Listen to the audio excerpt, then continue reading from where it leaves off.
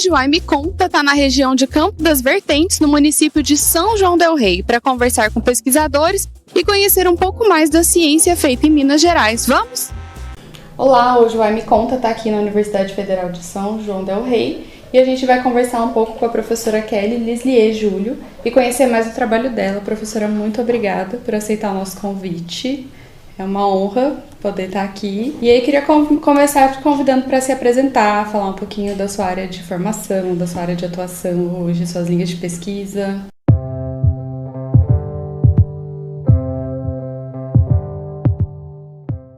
Inicialmente, eu que agradeço pelo convite.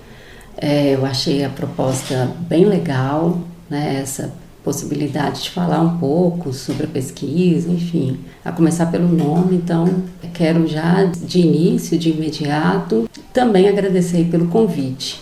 E aí, falando um pouco sobre a minha formação, eu sou formada, minha graduação em pedagogia, e aí depois eu fiz o mestrado em educação, e o meu doutorado também foi em educação, e agora eu terminei o pós-doutorado, que foi na área da história. As minhas pesquisas, de um modo geral, elas sempre ficaram na área de história da educação. Eu sempre trabalhei com história da educação, mesmo na graduação eu me voltei para trabalhar com uma tentativa de identificar ideais de beleza num jornal do início do século XIX, daqui de São João del Rei, que se chamava O Mentor das Brasileiras. E aí depois, no mestrado, eu já tentei fazer um trabalho comparativo entre as mulheres que, a partir de uma construção de um perfil, eu defini como mulheres da elite, e as mulheres que eram ou ex-escravizadas ou suas descendentes. E aí fazer uma comparação entre essas duas mulheres. E na pesquisa eu tentava defender uma ideia de que a partir do convívio entre essas mulheres, seja nos espaços de sociabilidade, como por exemplo em festas, nas igrejas, essas mulheres elas tinham contato, e essas mulheres ex-escravizadas e suas descendentes podiam se apropriar daquela forma de vestir que as mulheres da elite utilizavam, numa tentativa de europeização dessas mulheres. E aí eu defendia isso como uma prática educativa ali nesse contato dessas mulheres. No final, na verdade, eu cheguei à conclusão de que essas mulheres elas se apropriavam, mas com uma releitura, e ao mesmo tempo elas mantinham muito ali do que era da sua origem, enfim. Então, a gente tinha ali um conceito que eu utilizei, que foi o conceito de mestiçagem, enfim. Né? Então foi isso que eu trabalhei no mestrado. Já no doutorado eu trabalhei com as ações de mulheres para educar menores, porque pela legislação do século, é importante dizer que no mestrado eu trabalhei com o século XIX, né? Início do século XIX, a chegada da família real no Brasil em 1808 até 1840. E essas mulheres eu analisei, sobretudo as mulheres daqui de São João del Rei, porque São João del Rei era a cabeça de comarca, enfim, tinham um contato muito próximo com o Rio de Janeiro. E aí nesse trânsito eu estava defendendo a ideia de que essas vestimentas, esses ideais, essas posturas, elas vinham do Rio para cá, e aí havia esse processo aí de troca. No doutorado eu já fui um pouco mais para trás, trabalhei com o século XVIII e parte do século XIX, mas sobretudo do século XVIII, e aí eu tentei analisar as ações das mulheres para educar menores. Pela legislação do período, qualquer pessoa menor de 25 anos era considerado menor. Aí eu tentei analisar como que essas mulheres agiam para que esses indivíduos recebessem algum tipo de educação. Poderia ser educação que a gente chamaria hoje de educação escolarizada, de formação para algum tipo de ofício, mas também aquela educação mais, que a gente chamaria assim, mais indireta, que é a formação moral, tanto civil quanto religiosa, porque no período já estava começando um discurso que ele vai se consolidar no Brasil no século XIX, de que a gente precisava construir uma nação que prezasse pela ordem, em que as pessoas deveriam ser súditos e ao mesmo tempo cristãos. Então, todas as ações, tanto do Estado pela Igreja, foi uma tentativa de construir esse ideal. Daí eles chamam seus diferentes agentes para participar desse processo, dentre eles a família, que é uma instituição educativa, e dentro dessa família as mulheres que faziam esse trabalho, né? Essas mulheres, eu defendi a ideia de que elas, claro, agiam para educar os seus filhos, mas a documentação me mostrou que essa ação não era só com os filhos, poderia ser com os sobrinhos, netos, algum agregado ali da sua família, e inclusive algum escravizado que estava ali no seu ambiente e que ela definia que esse indivíduo deveria receber algum tipo de educação. Eu analisei para os dois, tanto no mestrado quanto no doutorado, a minha fonte foi sobretudo a documentação que a gente chamaria de notarial, que são aqueles documentos de fórum íntimo. Então, são testamentos, são inventários. Nesse tipo de documento, esses indivíduos, eles trazem informações ou, no caso do testamento, umas que a gente chamaria de disposições testamentárias, definindo que depois da sua morte aquele indivíduo teria que ser direcionado para alguma forma de educação,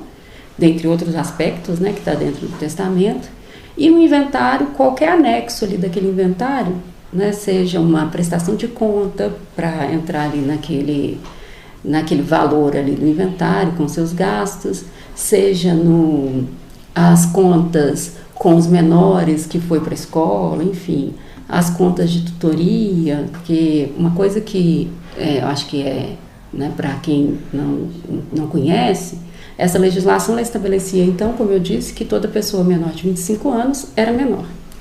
E quem era o responsável legal por esse indivíduo era o pai. Então, se a mãe falecia, ele era automaticamente já o único responsável por essa criança e esse menor. Mas se o pai falecia, a mulher ela tinha que provar várias condições para ela ter a condição de ficar com esse menor.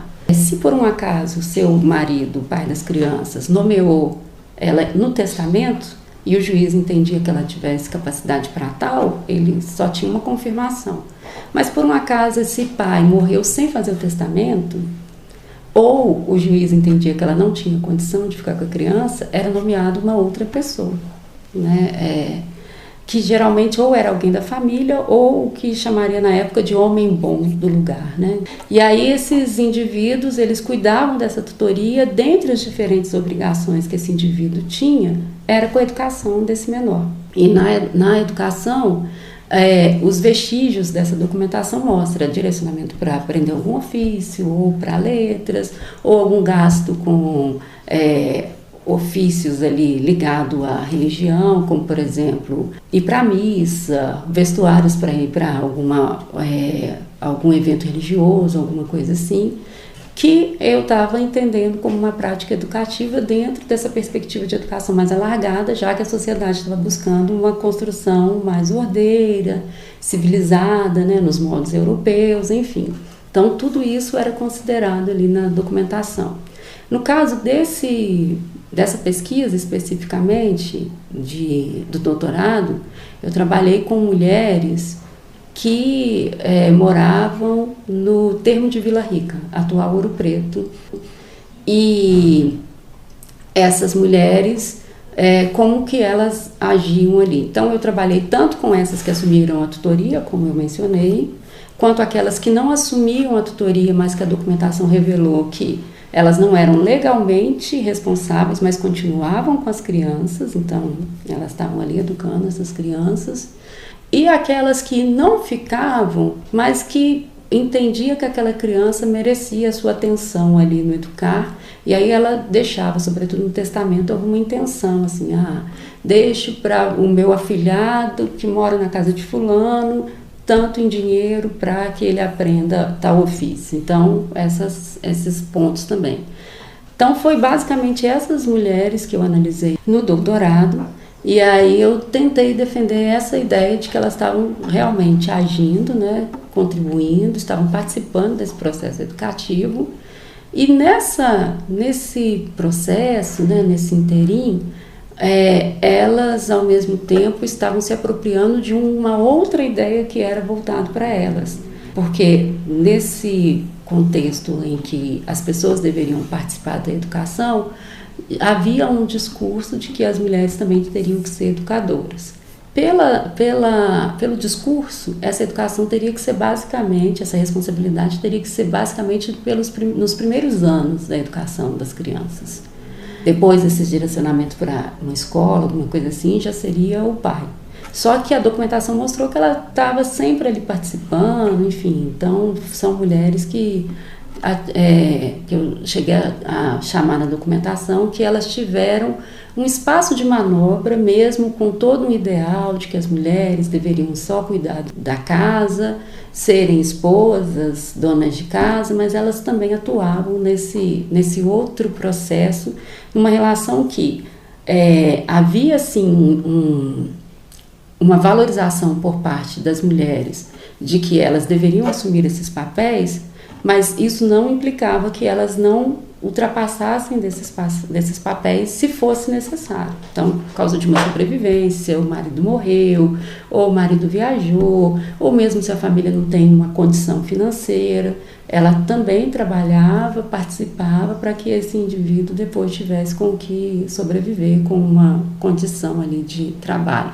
Então, essas mulheres, elas estavam ali atuando e foi bem legal trabalhar isso na pesquisa, porque elas meio que ajudou a desconstruir essa ideia também de que elas, sobretudo as mulheres da elite, de que elas ficavam em casa, né, só gerenciando. Na verdade, elas estavam ali atuando, enfim. E para desenvolver isso, eu trabalhei com grupos de mulheres, né? Então, trabalhei com aquelas mulheres que eu chamei na tese de pertencente àqueles grupos menos abastados, aquelas que pertenciam aos grupos medianos e os mais abastados, para exatamente tentar identificar essas diferenças, né?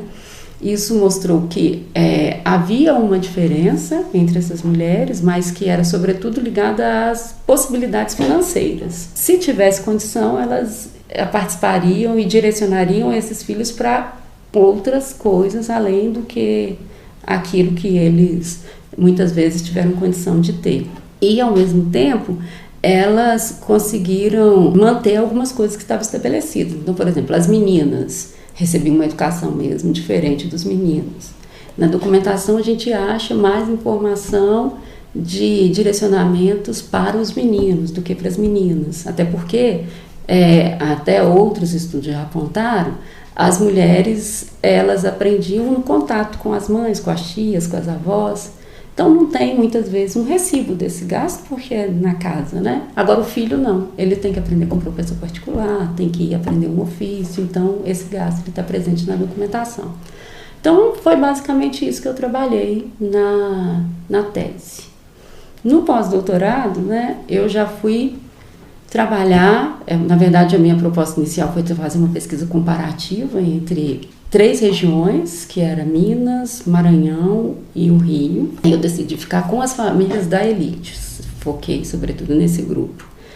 Mas aí depois, por uma questão de tempo, eu estou focada atualmente na família do Maranhão, e a ideia é que eu possa mostrar, né, então é meio que um desdobramento da minha pesquisa do doutorado, mas é eu tentar mostrar os investimentos dessas famílias, então eu não fico só nas mulheres, né, para que esse indivíduo recebesse uma educação. Como eu estou trabalhando com elite, então eu foquei sobretudo nos direcionamentos para a educação mais letrada, que eu poderia dizer assim.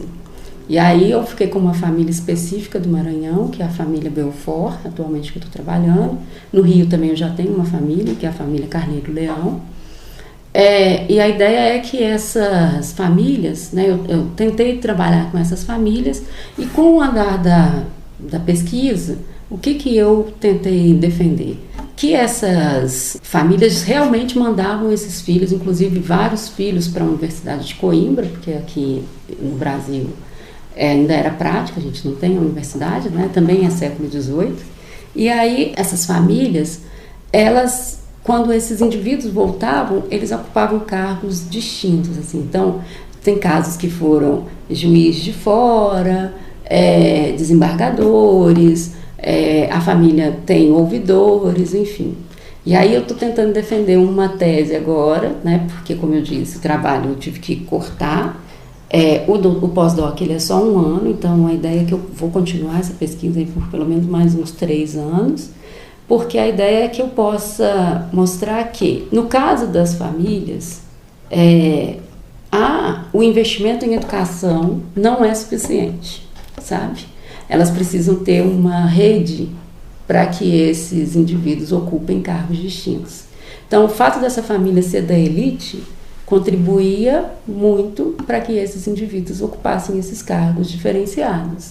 Então, ele poderia ir para uma universidade, esse filho, o que já seria uma distinção, dado que a nossa realidade, a maioria da população não sabia nem ler nem escrever, mas para alcançar esses cargos e não só trabalhar como advogado ou como médico, ele tinha que ter esse contato para que ele pudesse ocupar essas posições. Então, estou defendendo a seguinte questão: será que educar era o suficiente? Né? Então, a minha ideia é que não, se for para pensar aí nessas redes e para ocupar esses espaços distintos. Né? Ele já vai ter uma distinção, mas não nesse grau aí dos espaços diferenciados. Então, basicamente é isso que eu tenho trabalhado, Kelly. Mas eu costumo brincar que eu tenho o lado A e o lado B, sabe? E aí o que acontece? Essa é uma pesquisa que eu tenho desenvolvido, mas com os meus alunos eu também trabalho uma outra vertente, né? E aí, em alguma medida, casa com a pesquisa que eu fiz no mestrado, que foram com ex-escravizadas. A gente tem trabalhado com essa questão, uma pegada étnico-racial. Então, são pesquisas que têm voltado para pensar a questão das professoras negras dentro da universidade, ou na questão do letramento racial dentro da educação básica. Mas isso é uma pesquisa que elas estão desenvolvendo, que eu tenho feito esse trabalho de orientação. Esse trabalho eu acabei assumindo também muito em função do que eu tenho trabalhado aqui nas minhas outras funções como professora, né? Eu trabalho basicamente com uma disciplina que chama Educação em Diversidade. E uma das temáticas que são abordadas é a questão étnico-racial. E aí essa era uma demanda do programa de pós-graduação do qual eu sou ligada. Havia essa demanda para pensar nessas questões, enfim. E aí eu me predispus a trabalhar com essas pesquisas de interesse, mas bem nessa ordem, assim, né? Tentando conjugar essas duas linhas de trabalho. Pesquisando mulheres e olhando para isso em Minas, né? O que significa para você? Como que a sua pesquisa também te atravessa para além desse espaço da universidade, né? Porque você é uma mulher ocupando um espaço de muito poder, que é dentro de uma universidade pública. Uhum.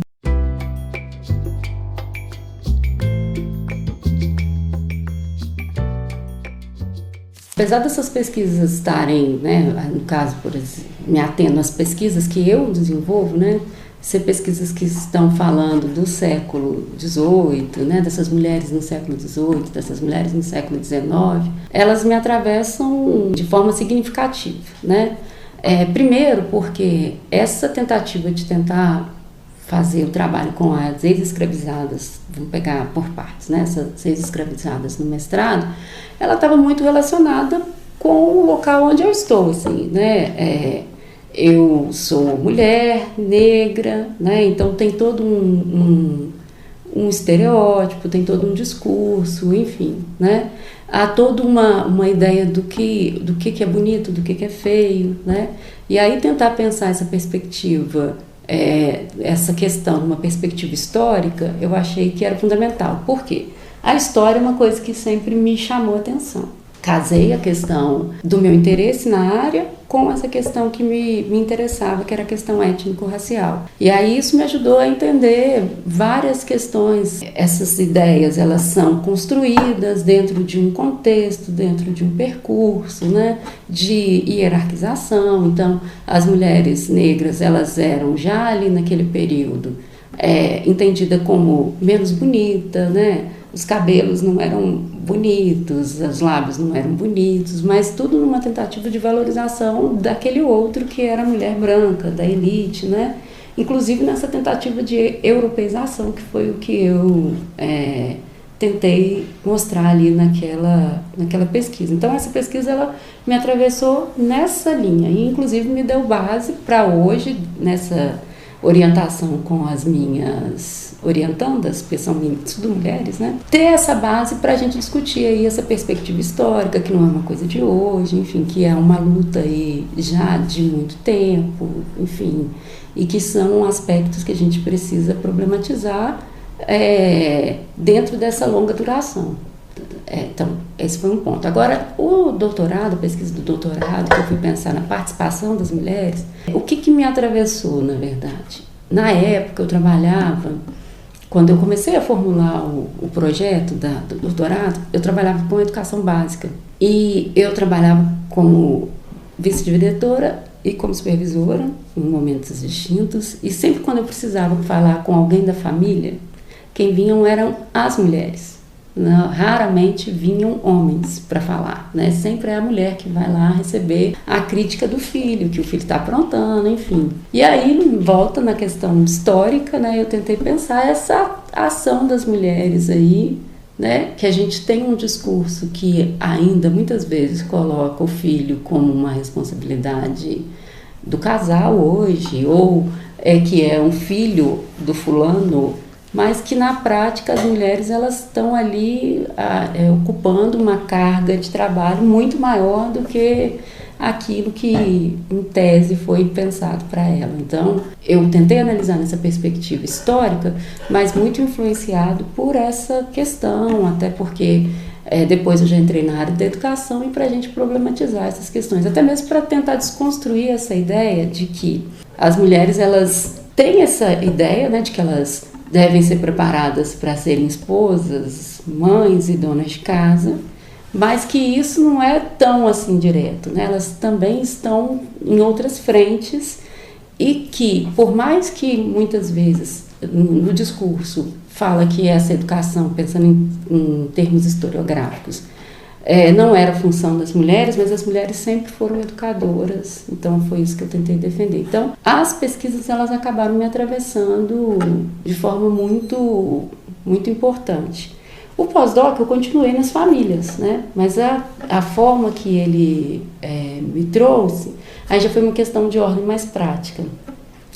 Como eu trabalho com documentos já tem aí quase 20 anos, e eu já cheguei à conclusão, na verdade, assim, quem trabalha com documento vai concordar comigo, que quem deixa a fonte é quem tem dinheiro. E aí ele é um grupo, né? A Elite é um grupo mais fácil para você trabalhar. Quer dizer, mais fácil assim, mais fácil de encontrar fonte, mas ele acaba sendo tão difícil quanto, porque aí você tem um conjunto de fontes e aí você tem que acabar recortando essas fontes. Então, o pós-doc foi mais uma questão prática aqui dentro do meu trabalho também, né? Mas as outras teve essa questão também desses incentivos aí que me atravessaram. E esse é um percurso que você sempre pensou? Ser cientista, fazer pesquisa, professora? Não, não. Na verdade, quando eu estava lá para escolher a graduação, não era minha intenção nunca ser professora mesmo, vou ser bem sincera. Na verdade, nunca foi, né? E quando eu era criança, eu te falo que a brincadeira que eu menos gostava era a brincadeira de ser professora, né? Eu queria ser astronauta, até escrevi um livro na infância, eu sendo astronauta, enfim, né? Mas aí depois, conforme eu fui crescendo, eu comecei a trabalhar em outras coisas, né? E aí eu trabalhei com essa área de comunicação, inclusive. Eu trabalhei já em rádio, trabalhei com música, enfim. E aí qual foi a questão? Eu queria fazer então alguma coisa na área de comunicação, né? Só que aqui em São João del Rei não tinha nenhum curso ainda nessa área, os cursos são mais novos.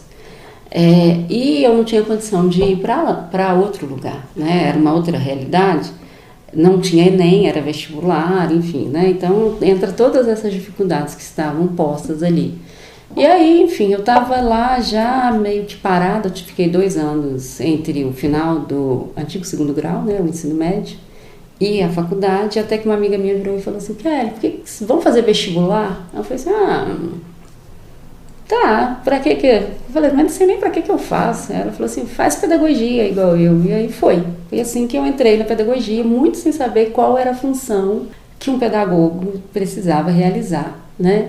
Quando eu fui chegando na universidade, que eu fui me inteirando, eu vi que realmente aquilo eu não queria mesmo, eu não queria ser pedagoga.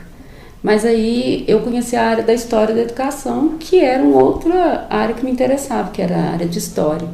E aí então eu decidi ficar nessa linha, né, trabalhando. E aí sempre eu fiquei na área de história, meio nessa perspectiva de tentar aproveitar de alguma forma esse curso que eu tinha desenvolvido, que eu tinha escolhido, mesmo que, na verdade, acho que ele que acabou me escolhendo ali nesse processo. E assim foi. Mas depois que eu fiz a graduação, e aí logo eu já entrei no mestrado, assim, terminei a graduação, antes já tinha sido aprovada no mestrado, as coisas foram meio que acontecendo de forma automática, assim, não foi uma escolha assim, eu vou fazer o mestrado para que eu me torne uma professora universitária com essa possibilidade de se tornar uma pesquisadora.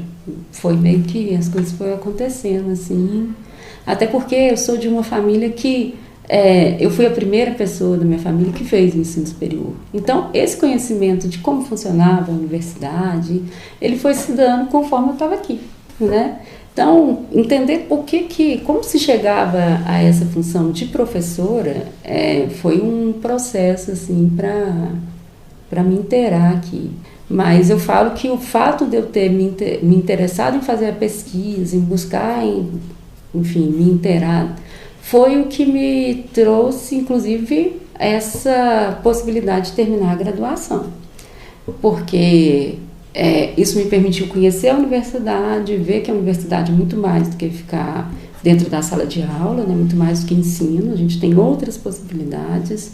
Na verdade, ela é um dos pilares que a gente fala, né, dentro da universidade, e isso foi fundamental. Então, a pesquisa é uma coisa que eu gosto muito. Então, voltando lá no início da minha resposta, ser professora não foi uma coisa que eu gostava, mas foi uma coisa que eu passei a me interessar, enfim, eu gosto hoje de estar na sala, né, sobretudo quando tem um debate, uma discussão, que vai muito nessa linha de questão, de pesquisa, né, mas a pesquisa foi uma coisa que eu descobri na universidade que eu falo que realmente é uma coisa que eu gosto de fazer. E como que você pensa, né, que a gente pode trazer isso para as pessoas mesmo, né? A gente está numa proposta de divulgar a pesquisa, de divulgar a ciência. Como que você vê a importância disso, da gente conseguir prover esse acesso, né? Pensando que é uma realidade de muitos brasileiros esse não acesso à universidade de uma família inteira, né? Não conhecer isso.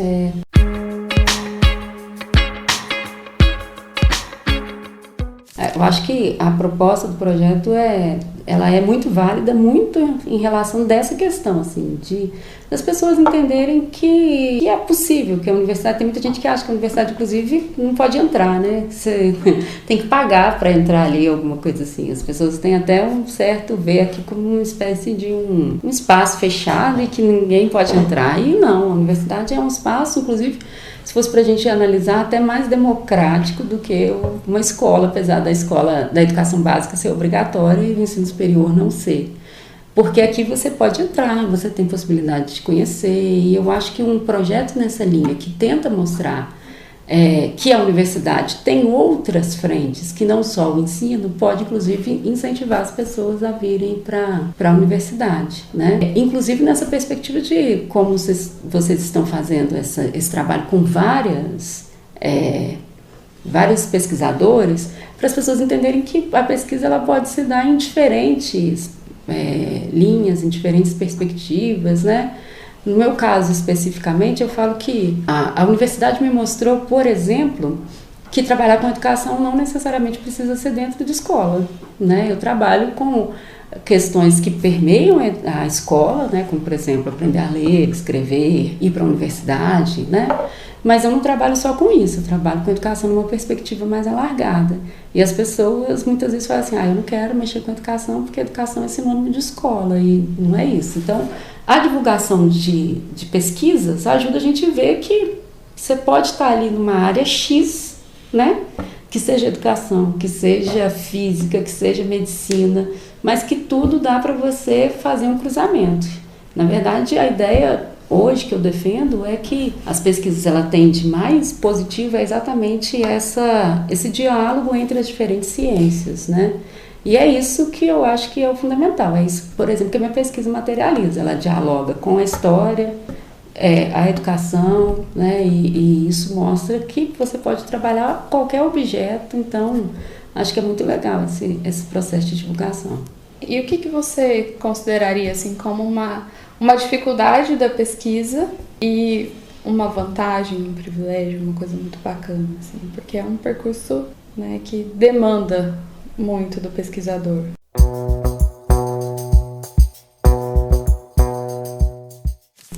No meu caso especificamente, né, que eu trabalho com documentos notariais, esses documentos, a maioria, eles ainda não estão acessíveis na internet.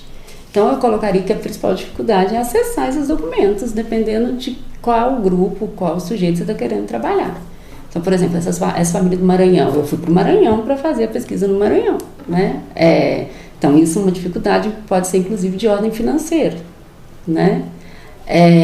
No caso ainda dos documentos, eu ainda tenho um outro detalhe, que é o fato desses documentos serem manuscritos. E é uma outra letra, uma outra língua portuguesa, assim, né? Várias palavras que a gente tem hoje escrita de uma forma, era escrita de outra forma nesse período. Então é uma coisa que você precisa, são técnicas que você precisa se apropriar. Não é difícil, eu acho que é treino trabalhar com essa documentação, mas muitas vezes as pessoas encaram como dificuldade. Sobretudo porque as pessoas estão muito imediatistas e as pessoas querem pesquisas que resolvam os problemas do amanhã, né? E essas documentações, elas são documentações que são difíceis de ser trabalhadas, né? Então, junta essa questão de que querem uma coisa para o hoje, com essa documentação de difícil acesso, que as pessoas acabam desanimando. Assim, numa questão muito particular, entenderia que essa é a principal dificuldade. Há uma dificuldade outra, mas aí já é de outra ordem, muitas vezes é para as pessoas formularem a sua ideia de pesquisa. Acho que assim, quando eu estou ali, hoje eu trabalho com uma turma, esse semestre trabalhando com uma turma que é do primeiro período, então são calouros. Então assim, falar de pesquisa com eles é como se eu estivesse falando de um outro mundo, assim, né?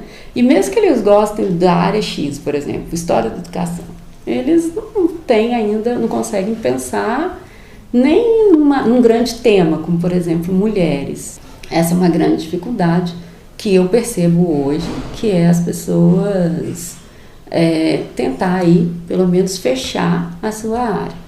Mas eu acho que não é nem hoje. Eu acho que isso é uma questão assim, que a gente não foi, na educação básica, incentivado a pesquisa. Então, a gente acha a pesquisa uma coisa muito distante, né? De que qualquer coisa, pesquisar é uma coisa lá no laboratório, né? Não entende que a pesquisa pode ser uma coisa aqui, do dia a dia, né? Hoje mesmo estava lendo um texto e ele estava falando dessa questão assim, que as melhores pesquisas são daquelas perguntas básicas de criança, né? Por que o céu é azul? Qual que é a função de tal área? Né? São essas perguntas que trazem as melhores pesquisas, assim, porque são perguntas simples, mas que no final das contas as pesquisas são complexas. Mas a gente não está acostumado com esse exercício de pesquisar. Então a gente acha que é uma coisa de outro mundo. A vantagem que eu vejo é o quê? É exatamente você perceber que não é bem isso.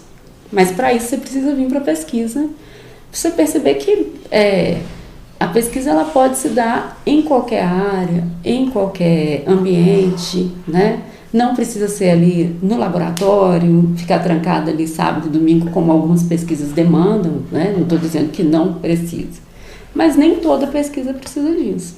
Para você entender qual é a proposta da pesquisa, é pesquisar mesmo, para você ver qual que é a vantagem. Eu acho que você descobrir uma questão, conseguir fechar aquela sua hipótese, confirmar ou refutar essa hipótese, eu acho que é uma dos seus grandes presentes. E no meu caso, que trabalho com história da educação, né, muito ligado à história, eu falo que para mim as melhores coisas que tem é trabalhar com a fofoca histórica, né?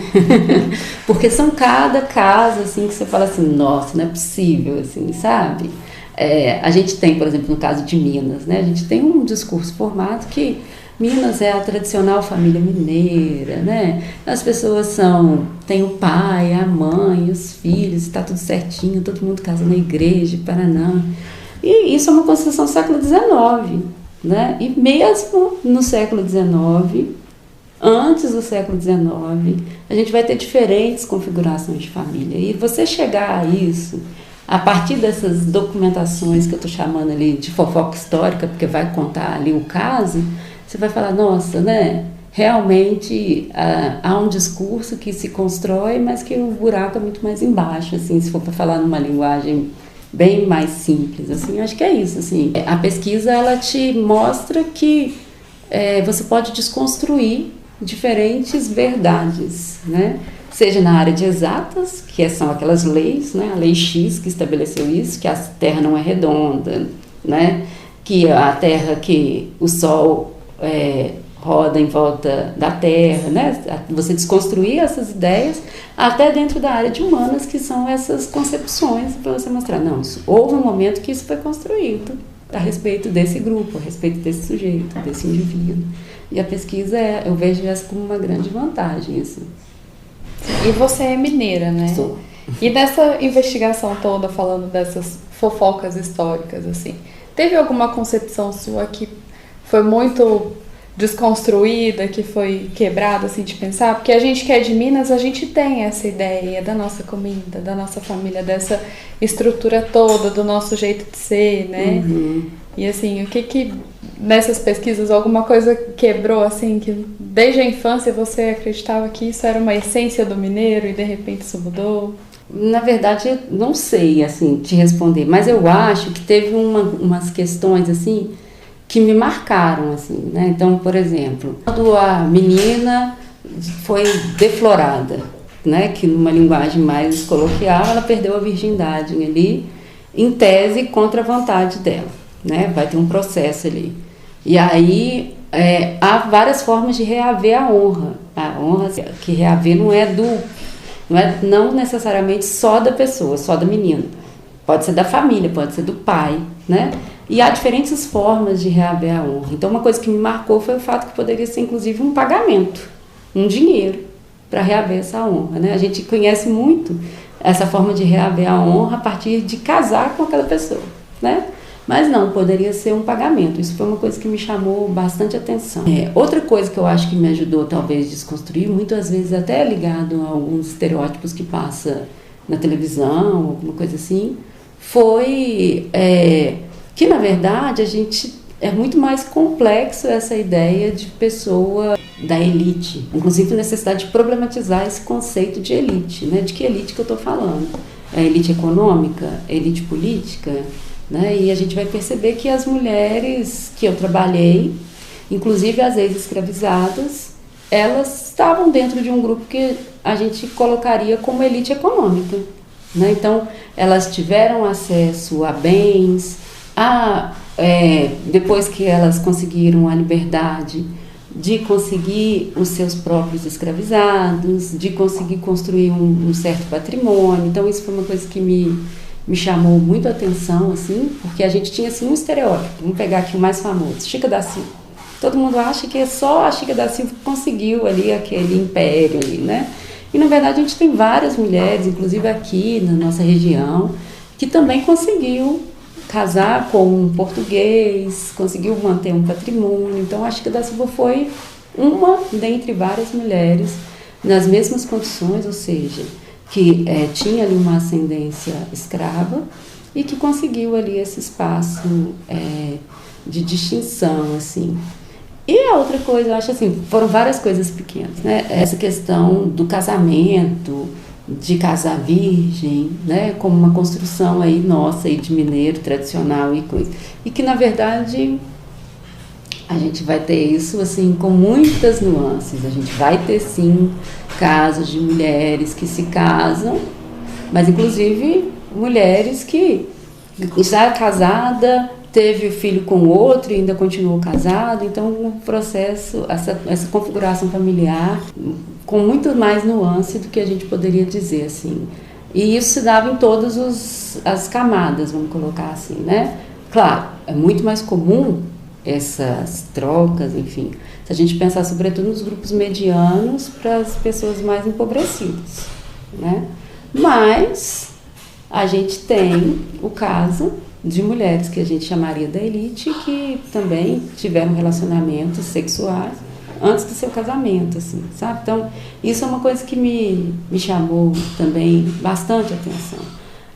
Eu tangenciei um tema que foi a questão da escravidão, né? Então, alguns documentos me trouxeram alguns elementos, como, por exemplo, essa questão de que a escravidão, ela também é uma questão que a gente precisa problematizar, né? Uma coisa específica, assim, que me chamou muita atenção, inclusive esse caso foi o que me incentivou a pôr o nome da minha filha. Eu tenho uma menina de 6 anos que se chama Teodora, e foi um caso que foi uma Teodora que me chamou muito a atenção, que é uma mulher do século XVIII, lá de Vila Rica. Essa mulher foi denunciada, foi para a justiça, perdeu o processo. A denúncia foi o quê? Que ela estava batendo dentre os seus escravos, né, em 6 escravizados, em dias santos e feriados. E na legislação não tem nada que se diz assim, domingo não pode bater. Mas o costume entendia que era um período, um dia que tinha que ter ali uma certa complacência, deixa o escravizado e ver se ele consegue ganhar algum dinheiro, alguma coisa assim. E aí ela foi denunciada por causa disso. Então, isso é uma coisa assim, se for para a gente pensar aí na tradição, nos estereótipos, como assim um dono de escravo foi denunciado porque ele estava batendo. Afinal, o escravo não era uma propriedade dele, ele não poderia fazer o que ele quisesse. E aí o documento mostra que não é bem assim, não é? Inclusive a justiça deu o ganho de causa para a pessoa que denunciou, que foi o vizinho dela que denunciou. Então, são elementos assim pontuais que mostra que, na verdade, a gente não pode pôr nada como uma verdade absoluta. A pesquisa me mostrou muito isso. Não existe uma verdade absoluta, eu não posso homogeneizar todo mundo, nem um grupo, porque é muito mais complexo o processo e a generalização não permitiria que a gente visse, né, percebesse esses indivíduos. Acho que, inclusive, a história, ela avança muito quando ela vai pensar em outras propostas teórico-metodológicas que dá voz para esses indivíduos que muitas vezes não tiveram acesso, né? A gente tem muitas vezes esse discurso, né, da tradicional família mineira, de que as mulheres casavam virgens, né, e que tem toda uma áurea ali do vestido com véu e grinalda, mas é muito devido a uma construção de uma historiografia mais tradicional, né, que vai pegar um grupo específico, né, uma família da alta elite, né? Com a historiografia possibilitando pensar em outras fontes, em outros sujeitos, a gente vai ver que a sociedade não é bem isso. Isso realmente foi um estereótipo, foi uma ideia que tentou construir em relação a Minas e outros espaços, se fosse para a gente pensar. Muitas camadas, poucas nuances, talvez, né? E aí você acabou de trazer que você tem uma filha e como que isso também, né, te atravessa, você acredita que isso é uma transformação, como que você se vê podendo, né, enquanto uma professora negra numa universidade pública que conseguiu acessar esse lugar de ampliar as lentes para olhar para a nossa história, para olhar para esses discursos que já são tão engessados e não questionados, né? Como que isso como que chega para você, assim, como que é pensar na Teodora e você acredita que isso muda também? Vai mudar para ela, esse olhar? Acho que é um processo, né? Da mesma forma como eu tento olhar para a história como uma coisa muito complexa, acho que o nosso hoje também é extremamente complexo, né? E aí, para tentar ver essa questão, acho que eu preciso voltar mais para a disciplina que eu trabalho, que é educação e diversidade, do que efetivamente para as pesquisas, né? Dentro da disciplina eu costumo usar uma discussão na historiografia, que eu não vou lembrar aqui o historiador agora, mas que ele fala, acho que é o Brodel. A história, ela tem vários tempos, tem o tempo curto, o tempo médio e o tempo longo. A questão das mentalidades, das formas de pensar, das concepções, elas estão no tempo longo. Então, são aquelas que são mais difíceis de serem alteradas. E eu acho que essas concepções que a gente tem muito em relação à mulher negra, essas são questões que estão aí colocadas hoje, mas que é uma coisa muito nova, assim, se for pra gente pensar, né? O movimento negro, ele consegue força, sobretudo, a partir década de 80, né? Década de 90, né? 1990, né? Para frente, sem colocar fixada essa data. E o que a gente percebe? Foi a partir desse fortalecimento desse grupo que a gente vê um movimento para que essas pautas sejam problematizadas. Então é uma coisa muito recente, inclusive as discussões. Então eu acho que muitas das questões que a gente luta, que a gente briga, que a gente tenta problematizar, como essa questão do lugar da mulher, da questão do negro e dos dois pontos, né, da mulher negra, isso é uma coisa que ainda é muito caminho ainda para que seja uma coisa não visto como um problema, sabe? Mas sim visto como mais uma parte aí da nossa vida, assim, né? Não posso dizer como uma coisa natural, porque, na verdade, as concepções em relação ao ser humano, tudo é construção histórica. Mas essa construção histórica sobre o lugar dessa mulher negra, a gente ainda tem um caminho ainda para percorrer. Já, eu acho que houve um avanço. Só de problematizar a questão, eu já vejo como um avanço. Porque antes era uma coisa vista como uma coisa que não precisava ser dita, né? Inclusive, quem trouxesse essa questão era visto como chato, né? Aquela pessoa que gosta de sempre ficar criticando, enfim. E hoje é uma temática não só aceita, como necessária para ser trabalhada, seja na universidade, seja na escola, na casa, na rua. Mas é uma coisa de luta e ainda é um trabalho difícil, assim. Então, não vou nem romantizar, né? Nem dizer que é impossível. Vou dizer que a gente está em processo. E pensando no tempo longo, talvez a gente ainda tenha aí um bom tempo ainda nesse processo. Mas te agradeço muito pelo agradeço. Cuidado com o nosso projeto, pelo carinho, pelo espaço mesmo. Tá. Espero que tenha sido tão transformador quanto foi pra gente. Tá, foi ótimo. Vocês vão depois me deixar na par aí, que eu quero conhecer as outras falas também, né? Com certeza. Uai Me Conta apresenta Dedo de Prosa. Como você colocaria Minas em uma palavra? Ai, uai! Minas, uai! E uma comida mineira favorita? Gosto de tanta comida mineira, tá difícil, hein, Maria? Pão de queijo, adoro pão de queijo. E um lugar especial em Minas Gerais? Ai, gosto de tanto de lugar em Minas, eu adoro viajar, sabe? Mas acho que um lugar especial que eu gostaria de ficar um tempo mais era Ouro Preto. Não para morar, porque eu acho que Ouro Preto não é cidade velho. E aí eu acho que envelhecendo fica difícil o acesso, mas é uma cidade que eu gosto muito. E café ou pão de queijo? Pão de queijo. Sem dúvida. E uma expressão mineira favorita? Sou.